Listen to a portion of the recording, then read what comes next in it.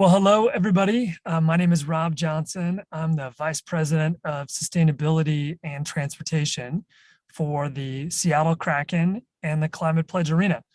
I'm here to talk to you a little bit about what it's going to take for us to be the first zero carbon certified net zero energy live entertainment venue on the planet.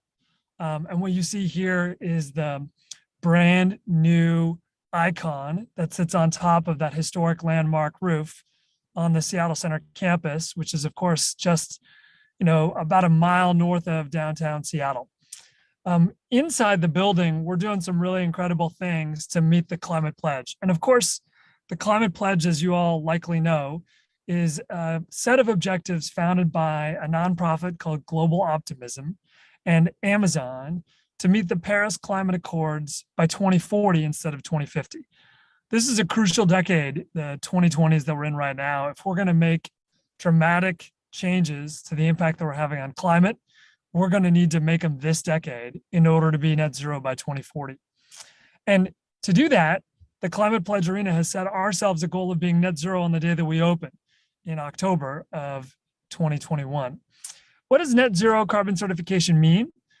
It's a certification run out of Seattle, Washington, a small nonprofit called the International Living Futures Institute, which happens to have what we think is the most stringent set of certification guidelines in the world, and is one that we're attempting to follow in order to really demonstrate our ability to meet the climate pledge commitments on day one. To meet the certification through the International Living Futures Institute, you have to do four major things. The first is you have to eliminate all fossil fuels from your building. We were in the process of constructing the building in 2018 when we made the decision to eliminate fossil fuels. So at that point, we converted the various different uses where we were going to have natural gas, like hot water, heating the building, dehumidification for the ice system. We converted all of those internal systems to become all electric. So we're going to be one of the first, if not the first building in North America of this size to be an all electric facility. Step two, to meet the certification, you have to have a visible component of renewable energy on site. I'm going to show you some examples of the solar panels that we're going to have on the facility that are going to help generate pretty significant amounts of energy to help make sure that we're meeting that zero carbon certification. The third thing that you have to do is you have to go out and procure the remainder of your energy from new renewable sources. I'm going to talk to you about how we're partnering with Seattle City Light and Amazon in order to achieve that objective. And then finally, we have to ensure that we account for everything happening in the building, all of the operations of the food and beverage coming to and from the building, the retail merchandise that's going to be sold in the building, the artists, the employees, the fans. All of that has to be accounted for the carbon footprint of the building's operation and then offset annually in order to ensure that you're being a carbon neutral facility. When you put all that stuff together, it's a giant amount of work that's going to result in a really incredible set of partnerships that we've got with Amazon, with AWS, with Global Optimism, with nonprofits up and down the West Coast in order to really make this thing happen. So to meet those standards on site, we're going to have some really great solar panels. And here's a visual of what those are going to look like. Don't forget that our roof is a historic landmark. In order to build this arena, we had to hold up that 44 million pound roof, temporary, build out a $1 billion arena underneath it, and then reconnect those historic beams back to their original intent of holding up the roof. So while I would love to put solar panels on that roof, it is prohibited from a landmarks perspective. So what you're seeing in the foreground is the Alaska Airlines atrium, where about 70% of fans are going to be entering into the facility. And we've got solar panels that are going to be attached to the atrium roof. And that combined with the solar panels that we're cantilevering across the street on the roof of a 500 stall parking garage that we manage on behalf of the city, will generate between 3 and 5% of the energy used by the building. So those will be amongst our most very visible components of sustainability. And then we go with our partners at Amazon and ideally our partners at Seattle City Light to go out and procure the remainder of our renewable energy sources from new renewable plants. So we're actively working with them now to identify solar and wind farms that could come online in the next 3 to 5 years that would equate to as much energy as the building would use and then some. So if we're at 5% of our energy coming from our solar panels, let's call that 1 megawatt. We need to go out and procure the other 15 megawatts that we might need from a new renewable energy source. We're looking with our partners at Amazon and City Light at a whole lot of other renewable energy solutions to generate that additional 15 megawatts of energy that they can then get wheeled back into the grid and ensure that our building is powered 100% by new renewable energy sources.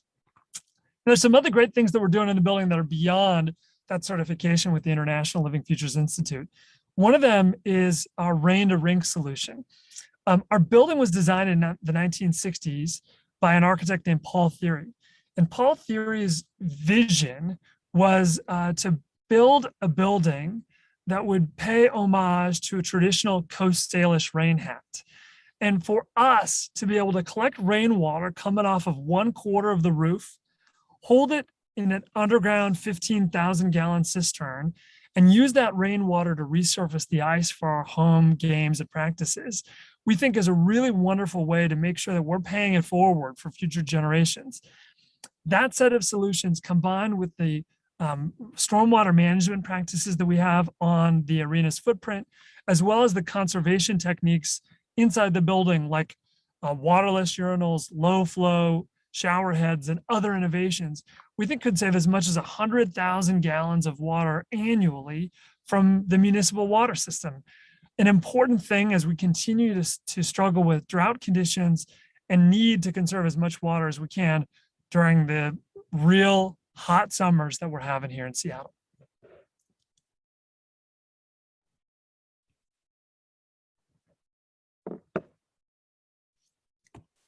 Another important component of the building's operations to us is the elimination of single-use plastics.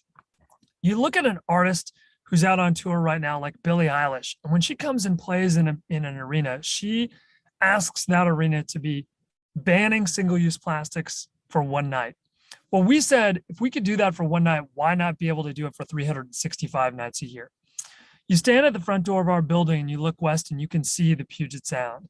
And we all know science has proven what a hugely impactful component of microplastics are getting into that water stream and killing our native salmon populations, which of course is having an impact on our native orca populations. In addition, I heard a statistic the other day that the average North American ingests about a credit card size worth of microplastics every week. So undeniably, this has to be having an impact on our human health, from the little plastic film that you put your fruits and vegetables in at the grocery store to the little microplastics that might be in our soap or our shampoos that we use every day. We've got to get those out of our waste stream. So for us as an arena, we're planning to ban as many single-use plastics as we can on day one, with a plan to phase them all out by 2024. So things like compostable cutlery or compostable plates, all of those things are pretty standard fare in Washington State at sports arenas and venues. We're going to try to go a little bit further by having things like no plastic bags inside the building. So when you buy a souvenir, it won't come with a plastic bag for you to take it home. And of course, no plastic straws or other kind of packaging. And for us, that's part of the continued evolution of educating our fans and encouraging them to take a look at what they could really do to improve their own conservation habits at home. In addition, we're going to have a lot of sustainable and healthy food options inside our building. As much as 75% of our food and beverages are going to be sourced from within 300 miles of the building's front door.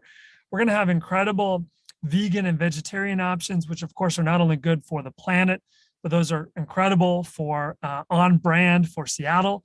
Right? We know we're going to have some really great certification programs, like not just having things be organic, but having them fair trade certified, Monterey Bay Aquarium Seafood Watch certified, things like salmon safe certifications are going to be important to us. And our executive chef, a woman named Molly Demers, is really bringing home sustainability in a very different look and feel than what you might have experienced in other buildings. This is going to look local. It's going to feel local. It's going to be sustainable in a way that I don't think any other arena of its size in the world has ever seen before.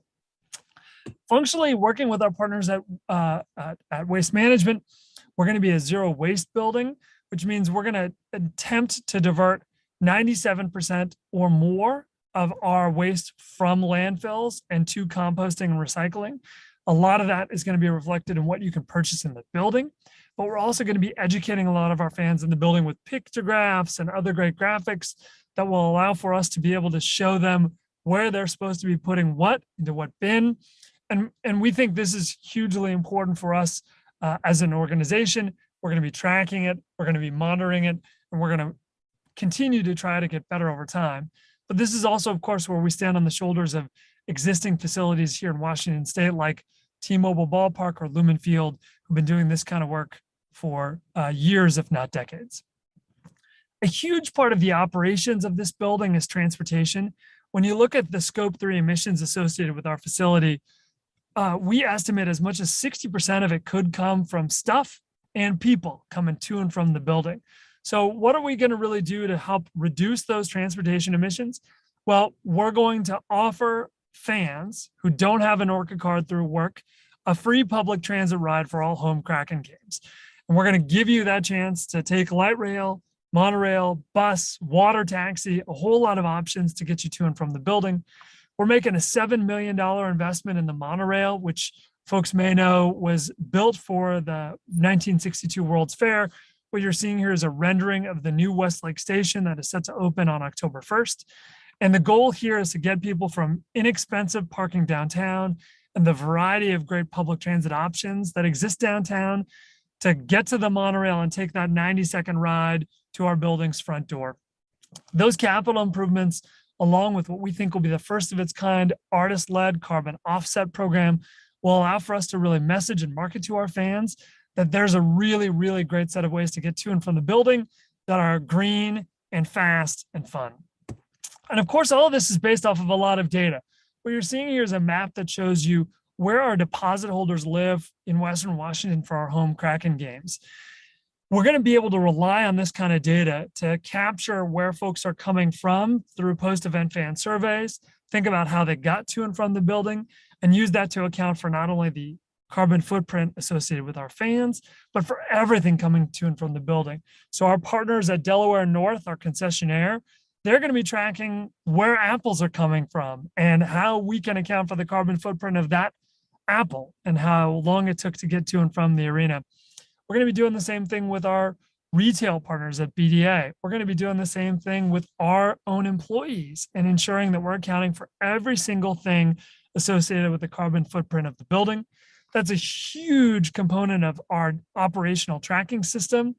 We're working with our partners at AWS to operationalize that, set a carbon footprint associated with it, and then at the end of a calendar year, ensuring that we're offsetting that carbon footprint with credible, nature-based, and sequestration-focused offsets, and ensuring that ideally those are locally based. So we can say to our fans, look at the investments that we're making in our own community that will help really make sure that we are living up to the name on the roof of the building as the Climate Pledge Arena.